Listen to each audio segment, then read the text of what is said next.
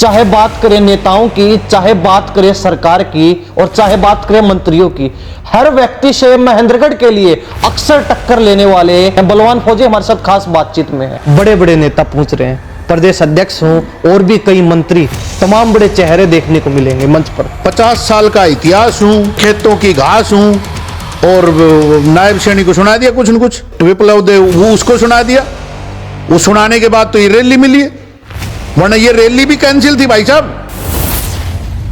4 बार programme ले लिया और चारों बार ऐन मौके पर आकर के रद्द हो गया। रामविलास शर्मा जी को भाजपा इग्नोर कर रही है। कल परसों मैंने एक वीडियो डाला था अपनी सोशल मीडिया पे कि मैं भाई आईएमटी के लिए, दूसरे ही दिन रामविलास शर्मा जी पहुंच गया एसडीएम कार्यालय, एसडीएम साहब से स्टेटमेंट दिला दी, हम कर रहे। अरे 5 साल से क्या कर रहे हो भाई? नीचे से लेकर के ऊपर तक आपकी उंगली, हाथ, सिर, पैर सब कुछ घी में है, तब कह रहे हो रोटी चौपड़ने के लिए नहीं है। आम लोगों की कौन सुनेगा?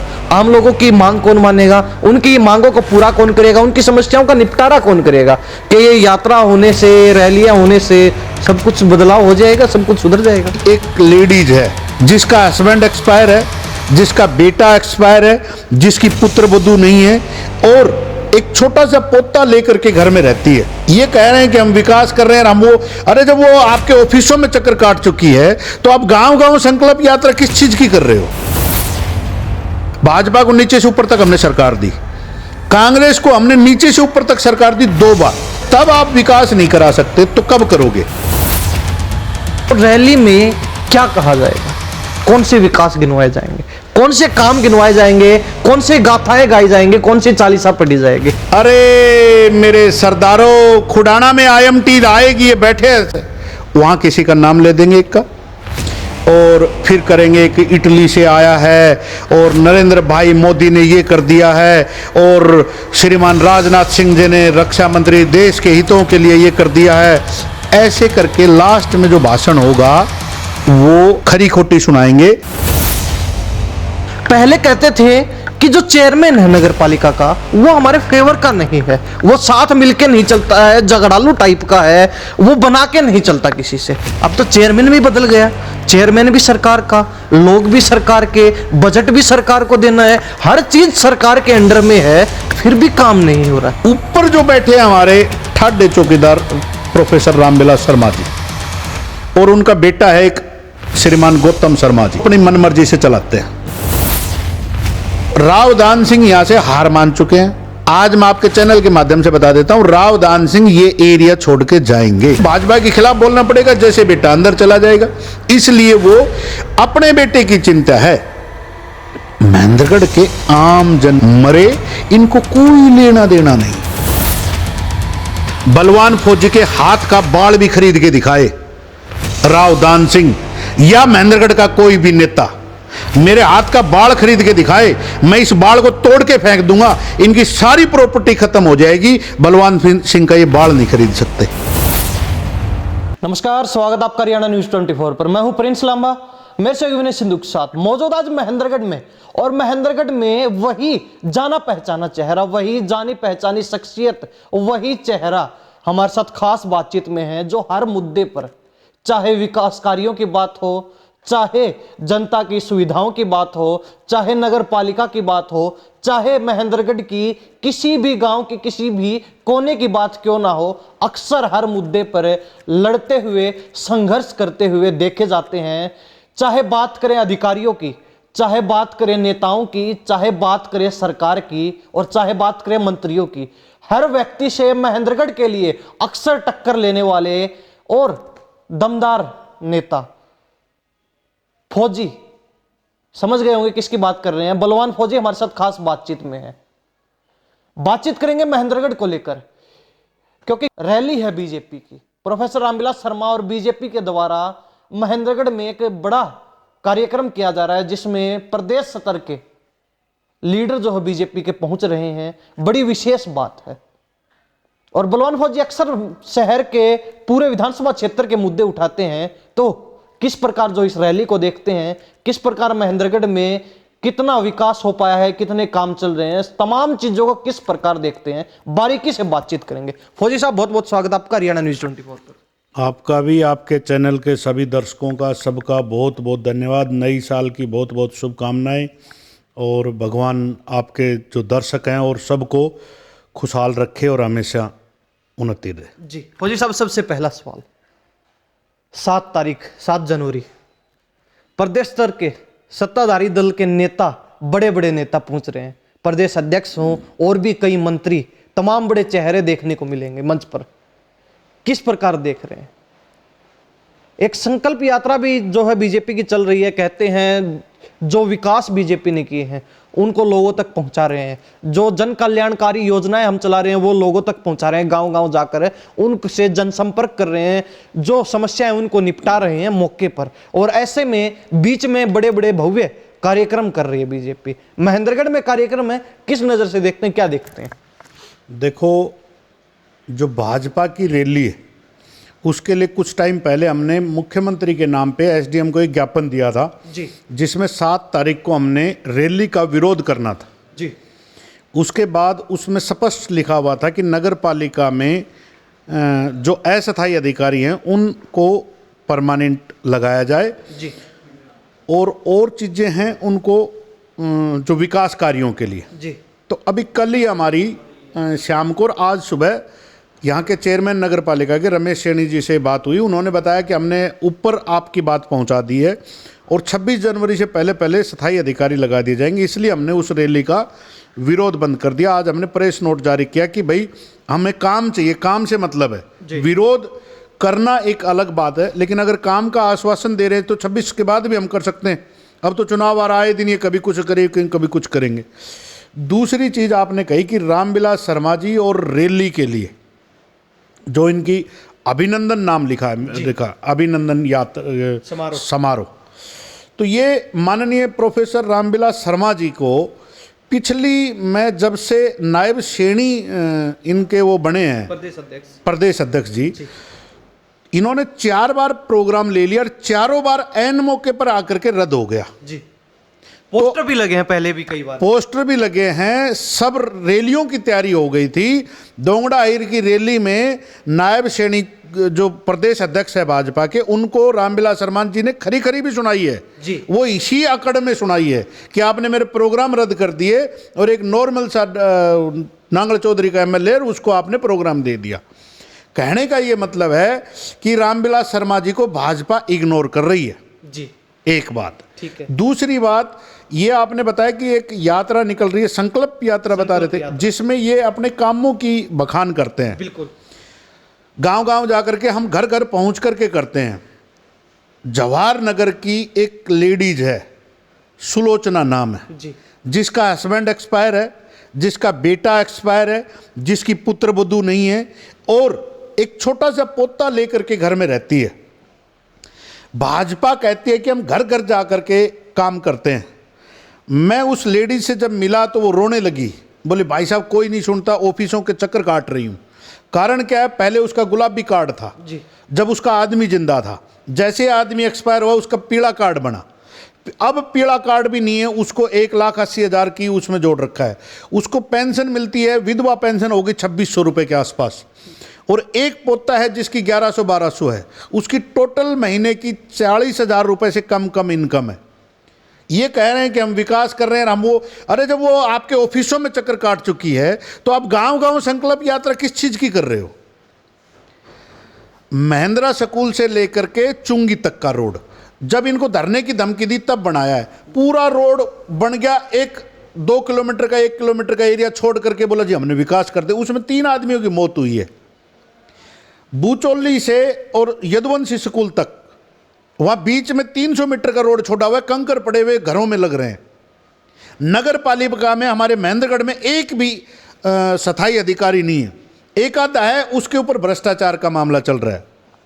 तो हम जो भाजपा की, भाई किस काम की बात करोगे? शहर में कहीं भी कोने में चले जाओ, कूड़ा नहीं मिले तो मुझे बता देना, स्ट्रीट लाइट नहीं लगी हुई है जी, और जगह जगह एनडीसी के लोग परेशान हैं, नक्शे के लिए लोग परेशान हैं, प्रॉपर्टी आईडी के लिए लोग परेशान हैं, फैमिली आईडी के लिए तो अनगिनत लोग परेशान हैं। ये कह रहे हैं हम घर घर जा करके, कहाँ से हो रहा है भाई? कुछ नहीं हो रहा, सिर्फ चुनाव नज़दीक आ रहे हैं।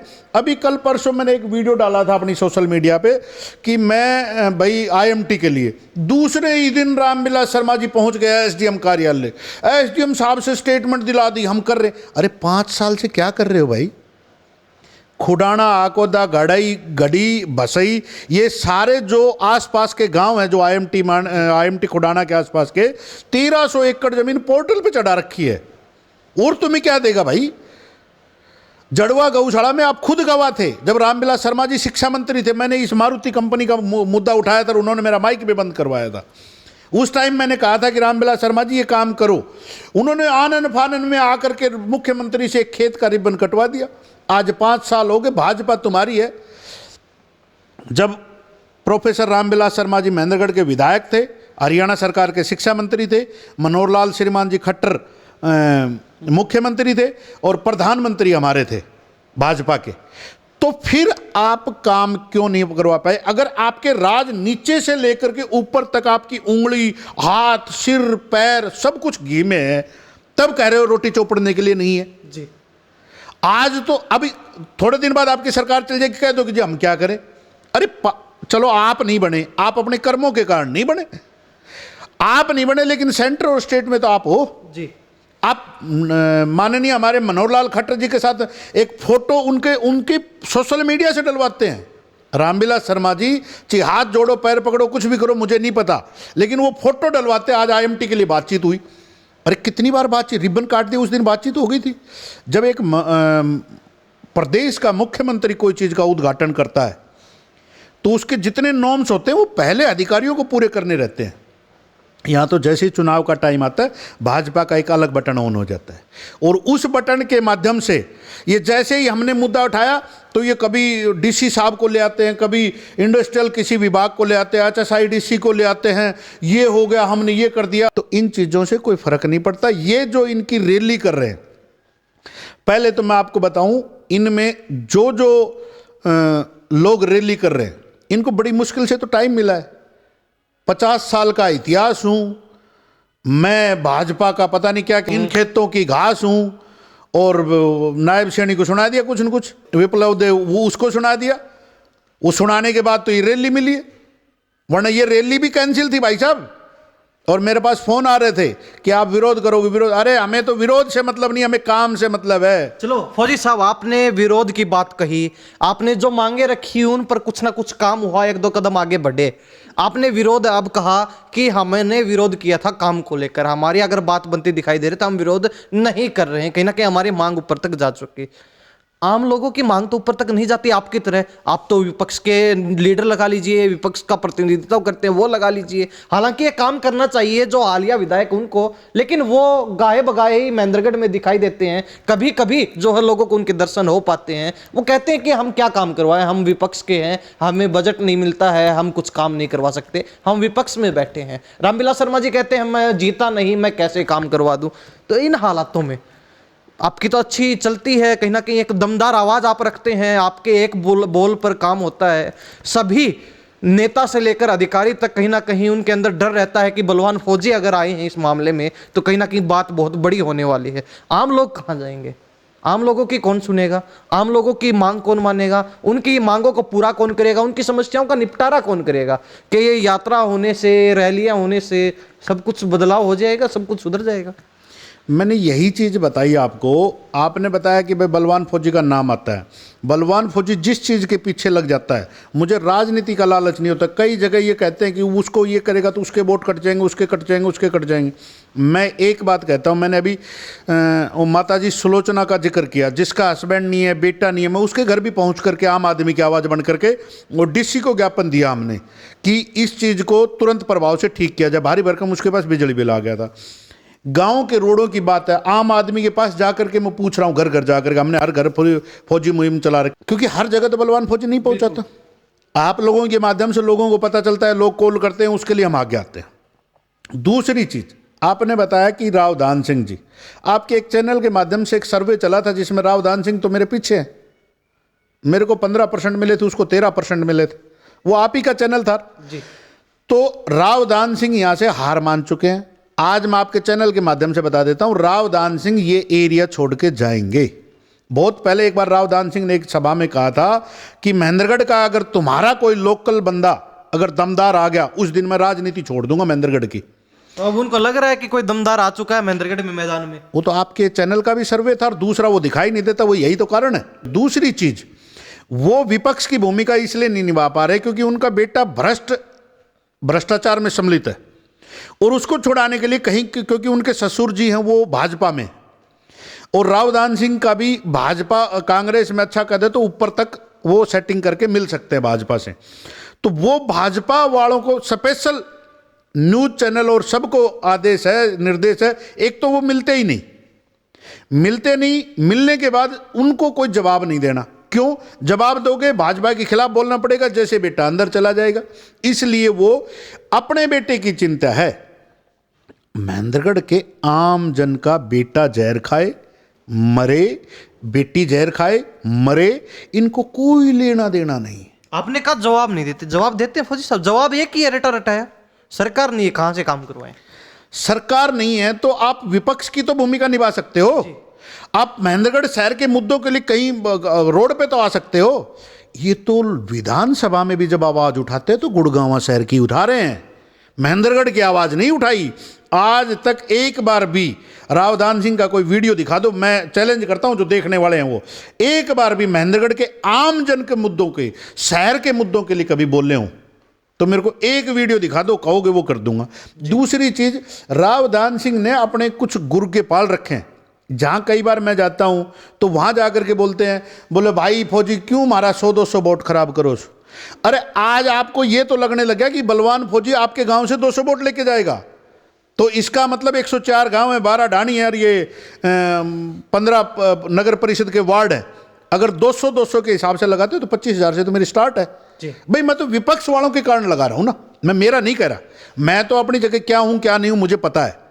लेकिन जो विपक्ष कह रहा है कि मैं 200 वोट हर गांव से खराब करूंगा, तो 200 वोट के हिसाब से 25,000 तो मेरे शुरुआत ही है।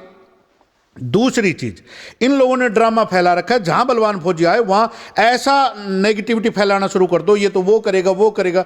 अरे 45 साल हो गए भाजपा को, मैंने आपको बताया भी, आपको अभी भाजपा को नीचे से ऊपर तक हमने सरकार दी, कांग्रेस को हमने नीचे से ऊपर तक सरकार दी 2 बार।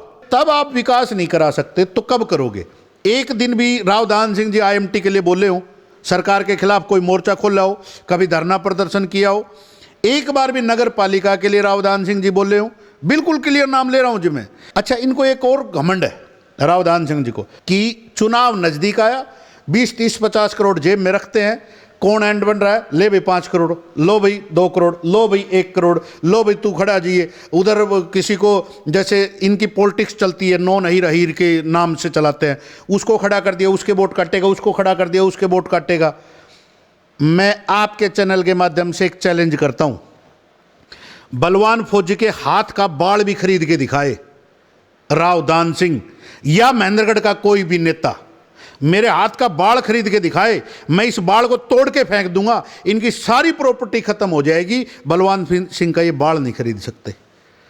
अब की बार महेंद्रगढ़ के लोगों को एक विश्वास हुआ है कि अब की बार आया कोई दमदार नेता। अभी तक तैयारी की थी, आए थे, बैठे थे, चले गए। फौजी साहब, अब महेंद्रगढ़ के विकास की बात करें, बात आती है नगर पालिका की। अक्सर आप देखे जाते हैं, कभी अधिकारियों से उलझे हुए दिखाई देते हैं, कभी मंत्रियों से, नेताओं से उलझे हुए दिखाई देते हैं। अधिकारी नहीं है, परमानेंट अधिकारी नहीं है, कभी सफाई कर्मचारी नहीं है, शहर की सफाई नहीं हो रही, शहर की सड़कें नहीं बन रही हैं, शहर से आवारा पशुओं को नहीं निकाला जा रहा है। तमाम ये लगा लीजिए भरा पड़ा है पूरा शहर समस्याओं से, हर व्यक्ति परेशान है। पहले कहते थे कि जो चेयरमैन है नगर पालिका का, वो हमारे फेवर का नहीं है, वो साथ मिलके नहीं चलता है, झगड़ालू टाइप का है, वो बना के नहीं चलता किसी से। अब तो चेयरमैन भी बदल गया, चेयरमैन भी सरकार का, लोग भी सरकार के, बजट भी सरकार को देना है, हर चीज सरकार के अंडर में है, फिर भी काम नहीं हो रहा। क्या कहेंगे? रमेश सैनी जो चेयरमैन है महेंद्रगढ़ का, वो बहुत ही शरीफ और मतलब साधारण व्यक्ति है, उसको इन उलझनों का नहीं पता था कुछ भी।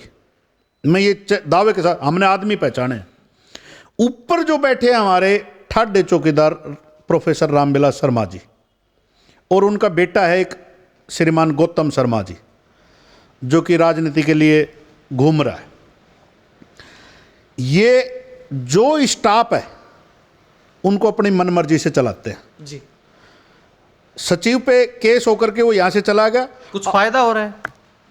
आप फायदा तो होगा तभी तो लेके आते हैं ना, तभी तो चेयरमैन को साइड कर रखा है जी। मैं उस चीज पे आ रहा हूं। सचिव को इन्होंने साइड कर दिया, हो सकता है इनकी बात नहीं मानता था। एमई को, जो एमई यहां पर था, जो पहले सोहन सिंह था, मोहन सिंह था, क्या नाम था, वो बहुत अच्छा लड़का था और शहर के हर आदमी से सुना मैंने कि यार ये लड़का बहुत अच्छा काम, उसको यहां से पोस्टिंग आउट कर दिया। जेई एक है, भ्रष्टाचार के इतने आरोप हैं, यहां पिछले 2 महीने लगातार फरार रहा जी कानून से। काम किसने किया? एक बार भी प्रोफेसर रामविलास शर्मा जी ने यह सरकार को नहीं कहा कि इस मनोज की जगह दूसरा लगाया जाए। 2 महीने से हमारे महेंद्रगढ़ में कोई नहीं था जी। एक बार भी रावदान सिंह आकर के ये नहीं कहा कि इसको हटाया जाए और इसकी जगह दूसरा स्थगित किया जाए। एक बार भी हमारा जो तीसरा विपक्ष की भूमिका निभा रहा है संदीप सिंह जी, ना वो आकर के कहा है कि इसको हटाओ और इसको लगाओ और इसको वो करो। तो कहने का ये मतलब है, जब मैं मुद्दा उठाता हूं, जब मैं जाता हूं, तो मनोज जेई वहां से उसको पता चल जाता है आलिया, जैसे ही मैं और रूम में घुसता हूं वो पीछे से फरार हो जाता है। कहने का ये मतलब है कि मनोज जेई यहां से अगर चला गया तो जो पैसे का मामला है उसमें गौतम शर्मा जी की कमर टूट जाएगी। अब आपके अनुसार अगर बातचीत करें, महेंद्रगढ़ के हालात बुरे हैं, हर व्यक्ति जानता है, हर बच्चा जानता है, और कहीं ना कहीं अक्सर देखते हैं आप हर मुद्दे को उठाते हैं किस प्रकार गहनता के साथ। इन हालातों में अगर देखा जाए तो रैली में क्या कहा जाएगा? कौन से विकास गिनवाए जाएंगे, कौन से काम गिनवाए जाएंगे, कौन से गाथाएं गाई जाएंगे, कौन सी चालीसा पढ़ी जाएगी, आप बता दीजिए। रामविलास शर्मा जी का भाषण तो बता दूंगा जी। बाकी तो भाई वो आएंगे, वो धन्यवाद करेंगे आपने हमें बुलाया, और बहन जी आ रही है सुधा यादव जी, अच्छे लाइजन हमारे बहन जी से। तो रामविलास शर्मा जी के हम आपको भाषण सुना देते हैं, अभी सुना देंगे। क्यों भाई प्रदीप बाल रोड़िया? क्योंकि अखबार की न्यूज चाहिए। अरे मेरे सरदारों, खुडाना में IMT आएगी, ये बैठे ऐसे, वहां किसी का नाम ले देंगे एक का, और फिर करेंगे कि इटली से आया है और नरेंद्र भाई मोदी ने ये कर दिया है, और श्रीमान राजनाथ सिंह जी ने, रक्षा मंत्री, देश के हितों के लिए ये कर दिया है। ऐसे करके लास्ट में जो भाषण होगा वो खरी खोटी सुनाएंगे इसको, अपने क्या नाम है, प्रदेश अध्यक्ष नायब सिंह सैनी को, कि आपने मेरा ये कर दिया, आपने ये कर दिया, सब्जी मंडी में आज हरा भरा है। वो आलू गोभी सुनाएंगे, क्योंकि जब पहले पीपलों की वो करते थे, मतलब शपथ लेते, तो आजकल पीपल सूख चुके हैं सारे उनकी शपथ के कारण जी। तो अब वो सब्जी मंडी के पीछे लगे हुए हैं, किसी तरह से इसको मैं सूखा करूं, क्योंकि वो सब्जी मंडी में तो वहाँ गोभी की कसम खाएंगे, आलू की कसम खाएंगे, प्याज की कसम खाएंगे, गोभी, ये क्या बोलते हैं, टमाटर, टिंडे, बटिंडे, वो नाम अपने आप ले लेते हैं, आपको पता है। पेड़ की छांव में बैठ करके बाजरे की रोटी सुखाएंगे, ये आप बता देता हूँ। लस्सी को सुखाएंगे ये, अरे लस्सी खा के अपन तो ताना बाना पान के अपन तो ऐसे हैं। बस कहने का ये मतलब है कि महेंद्रगढ़ के एक भी मुद्दे पे बात नहीं करेंगे। लोगों को क्या फायदा होगा इस जनसभा से? प्रदेश के नेता पहुंच रहे हैं, बड़े बड़े लीडर, अहिरवाल के बड़े बड़े चेहरे पहुंच रहे हैं, पूरे प्रदेश में जो राजनीति करते हैं, अपना दबदबा है, वो नेता पहुंच रहे हैं। महेंद्रगढ़ की जनता को, शहर के लोगों को क्या फायदा होगा? शहर के लोगों को एक फायदा होगा जो सबसे बड़ा है। एक दिन कल जिस एरिया से हमारे ये बड़े नेता गुजरेंगे, उस एरिया में थोड़ी साफ सफाई हो जाएगी एक दिन के लिए, और वो भी उस एरिया में होगी कि पूरे शहर में नहीं होगी, जिस एरिया से वो जाएंगे, और जो कचरा उठाएंगे वो दूसरे शहर में, दूसरे एरिया में डाल देंगे। तो आधे बंदों को एक दिन के लिए राहत मिलेगी। आज हम साफ सुथरे शहर में, वो एक बार तो सुबह उठेंगे, देखेंगे यार ये महेंद्रगढ़ ही है, थोड़ा अचंभित होगा जी। फिर दोबारा से फिर वही चीज़ अगले दिन से चालू हो जाएगी। तो कहने का ये मतलब है कि ये देख के कुछ नहीं जाने वाले। अरे जब ये चाहते इनके ऊपर से नीचे तक सरकार थे, अभी तो जाने वाला है। महेंद्रगढ़ में क्या देख रहे हैं? विपक्ष तो कहें तो बलवान सिंह फौजी अक्सर मुद्दे उठाते हैं। बलवान सिंह फौजी के अलावा दूसरे विपक्षी दल यहां दिखाई नहीं देते, दूसरे विपक्षी नेता यहां दिखाई नहीं देते हैं। विपक्ष की भूमिका पूरे आप निभा रहे हैं। क्या माहौल देखते हैं? अपनी स्थिति बता दीजिए और नेताओं का माहौल बता दीजिए, क्योंकि कांग्रेस पुराने धुरंधर बीजेपी पुराने धुरंधर, और अब तो और भी एक दो नाम ऐसे हैं जो पिछले चुनाव में काफी अच्छा मार्जिन उन्होंने प्राप्त किया, वो लोग भी मैदान में हैं। कहां देखते हैं अपने आप को, क्या महेंद्रगढ़ के अंदर माहौल देख रहे हैं? मैं आपको जानकारी दूं, मैं फौज का सिपाही हूं, और ये तीन जो हैं, संदीप सिंह एसडीएम साहब, रावदान सिंह जी और रामविलास शर्मा जी, पैसे के मामले में तो इनसे हम नहीं जीत पाते और ना जीतेंगे जी। ना पैसे का करूंगा मैं किम। दूसरी चीज अगर आती है राष्ट्रभक्ति और देशभक्ति की बात आएगी, तो ना कांग्रेस के पास ऐसा कोई कैंडिडेट है, ना भाजपा के पास ऐसा कोई कैंडिडेट है। और जिस साहब की आप बात कर रहे हो एसडीएम साहब की, वो डीसी बनते, चारों हलकों पे राज करते, तो ना उनके पास ऐसा कोई सिस्टम है। और आप जानते हो वो ऑफिसर था, ऑफिसर की कैसी बातें रहती हैं। दूसरी चीज, बलवान फौजी एक ऐसा आदमी है, फौज पे हर आदमी को विश्वास रहता है। जब कोई फौजी शहीद होता है तो आपने देखा होगा गांव तो पूरा का पूरा उस दिन चूल्हा नहीं चढ़ाता, आस पड़ोस के भी हजारों की तादाद में लोग वहां पहुंचते हैं और उस फौजी को श्रद्धांजलि देते हैं। मैं फौज में शहीद नहीं हुआ, लेकिन महेंद्रगढ़ के लिए शहीद होना चाहता हूं। मैं महेंद्रगढ़ के लिए काम करना चाहता हूं, महेंद्रगढ़ के लोगों के लिए, और कर भी रहा हूं। लोगों में एक आस जगी, अगर बलवान फौजी कहीं खड़ा है, बलवान फौजी ने किसी अधिकारी को या कहीं विभाग में फोन कर दिया तो वो काम होगा ही होगा। तो जब मैं आज बिना बने इतना कर सकता हूं, तो बढ़ने के बाद तो जनता के लिए तो मैं तो काम ही मेरा ये रहेगा। अब तो मेरे को वोट भी मांगने हैं, लोगों के बीच में भी जाना है, मुद्दों पर भी बात करनी है, उसके बाद तो घर घर जा करके तुम्हारा काम बताओ। जैसे डोर टू डोर जा करके मैंने वोट मांगी हर घर फौजी की मुहिम के माध्यम से, चुनाव जीतने के बाद तुरंत बाद हर घर जा करके एक तो धन्यवाद करूंगा, दूसरा आपकी प्रॉब्लम क्या है गांव की, सार्वजनिक प्रॉब्लम एक भी नहीं छोड़ूंगा। यानी कि जीत मान के चल रहे हैं। मैं जीत 101% जीत रहा हूं, और मैं चैलेंज करता हूं आपके चैनल के माध्यम से, इनमें से जितने खड़े हैं तीनों में से कोई भी मेरे साथ इंटरव्यू करे, कोई भी मेरे सवालों का जवाब दे, जो कहेंगे वो कर दूंगा। तीनों के संदीप एसडीएम साहब को, रावदान सिंह जी को और रामविलास शर्मा। हालांकि रावदान सिंह जी तो कई जगह मिल जाते हैं। जब मैं अपना मेरा जो फौजी वाला सिस्टम चलता है तो उनकी हंसी के अलावा उनके पास शब्द नहीं रहते, तो क्योंकि जवाब तो देना वो जानते ही नहीं। तो कहने का ये मतलब है, मैं तीनों को चैलेंज करता हूं, आए कभी आमने सामने इंटरव्यू करेंगे, इज्जत से करेंगे। बिल्कुल जी। फौजी साहब बहुत बहुत धन्यवाद, बातचीत की महेंद्रगढ़ के मुद्दों को लेकर और कहीं ना कहीं पूरे राजनीतिक माहौल को लेकर। बड़ा धन्यवाद आपका भी, आपके चैनल का भी। आप अक्सर टाइम टू टाइम आप हमें जगाते रहते हो, आप लोग जो ऊर्जा पैदा करते हो, और लोग देख करके जो प्यार करते हैं और जो कमेंट आते हैं, शेयर आती है, लोग जो सपोर्ट करते हैं, उनसे एक अलग ऊर्जा आती है, अलग ताकत आती है। तो मीडिया कर्मियों का तो बहुत बहुत धन्यवाद। आज मोदी जो भी है वो मीडिया कर्मियों की देन है, तो आप लोगों की कृपा बनी रहे। जय हिंद, जय भारत जी। तो हमारे साथ खास बातचीत है बलवान सिंह फौजी, जो महेंद्रगढ़ के अंदर एक विपक्षी नेता की भूमिका निभा रहे हैं, हर मुद्दे पर अड़ते हुए भिड़ते हुए दिखाई देते हैं अक्सर, कहीं ना कहीं भाजपा रैली को लेकर जो प्रोफेसर रामविलास शर्मा के द्वारा अभिनंदन समारोह किया जा रहा है, उसको लेकर इन्होंने बता दिया क्या वो स्पीच देने वाले हैं, किन किन शब्दों का प्रयोग करने वाले हैं, तो साथ ही इसका क्या फायदा महेंद्रगढ़ को होने वाला है। इसके अलावा जो हालिया विधायक उनको लेकर भी बातचीत हुई, इनसे पूरे राजनीतिक माहौल को लेकर बातचीत हुई। आप क्या सोचते हैं इस बारे में, कमेंट में अपनी राय जरूर दे दीजिए। इन्हीं सब बातों के साथ मैं प्रिंस लांबा, मेरे से विनय सिंधु के साथ हरियाणा न्यूज़ 24। नमस्कार, जय हिंद।